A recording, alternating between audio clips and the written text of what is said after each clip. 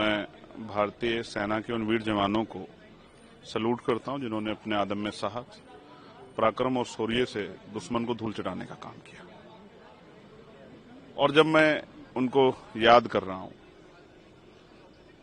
उनके शौर्य की जो है को सैल्यूट कर रहा हूं, तो मैं उन वीर जवानों को भी याद करूंगा जिनको शहादत इनके हिस्से में आई। और वो आम नागरिक, चाहे वो पहलगांव के 26 परिवार हों या वो और अन्य परिवार जिनको सीज फायर के बाद भी पाकिस्तानी हमले में जान गंवानी पड़ी। हालांकि मैंने मांग भी उठाई है कि उनके परिवार को भी उचित मुआवजा और सम्मान मिलना चाहिए, क्योंकि वो भी शहीद हुए। तो मैं बहुत सवाल नहीं खड़े करना चाहता, लेकिन मेरा एक सवाल सरकार से था, क्योंकि आदरणीय रक्षा मंत्री जी ने बोलते हुए कहा कि पाकिस्तान ने हमारे आगे हाथ जोड़े कि महाराज अब तो माफ कर दो, तब हमने सीज फायर किया। और उनको इस बात से उद्देश्य था कि हम ट्रंप जो बोल रहा है उससे कोई मतलब नहीं है, उसका कोई रोल नहीं। हालांकि ट्रंप का बार बार कहना, 26-27 बार दोहराना, ये हम भारत की संप्रभुता पर एक बहुत बड़ा हमला है। हम लोग इससे सहमत नहीं है, हमारा देश इतना कमजोर नहीं।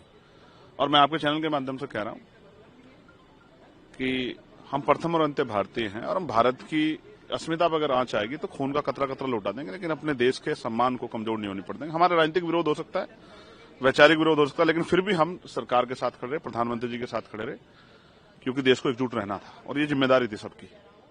तो मेरी नाराजगी ये है कि हमारे कहावत है गांव में कि जब किसी का समय खराब आता है तो गधे को बाप बना लेता है। पाकिस्तान ने कह दिया और आपने मान लिया, और आप फिर ये भी कह रहे हैं कि भाई ये जो है ऑपरेशन सिंदूर है, ये खत्म नहीं हुआ है, रुका है। आप ये मानते हैं कि पाकिस्तान दोबारा ऐसी घटना कर सकता है? तो जब मौका था पीओके वापस लेने का, पाकिस्तान को वापस लाने का, भारत का जोड़ने का, तो आप क्यों पीछे हटे? देश चाहता था, देश में उबाल था, देश के अंदर संकल्प था, देश का प्रत्येक व्यक्ति चाहता था कि भाई ये सही मौका है, हमें पाकिस्तान से ये टेररिज्म खत्म कर दें। क्या हम अपने देश के सेना के जवानों की जान को और आम नागरिकों के जीवन को दोबारा खतरे में डालना चाहते हैं? तो मुझे तकलीफ है कि इस मौके को हमने क्यों गवाया। भारतीय जनता पार्टी कहती है कि हमें अखंड भारत बनाना है, तो पहली सीढ़ी इसी बार चढ़ जाते, जब पाकिस्तान को जो है सबक सिखाकर भारत में मिला लेते।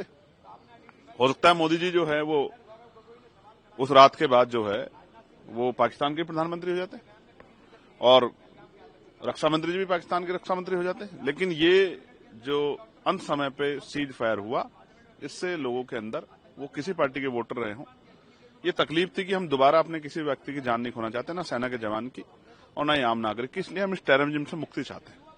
इसमें सरकार के तरफ से हम लोगों को तकलीफ है कि कोई ठोस कदम नहीं उठाया गया।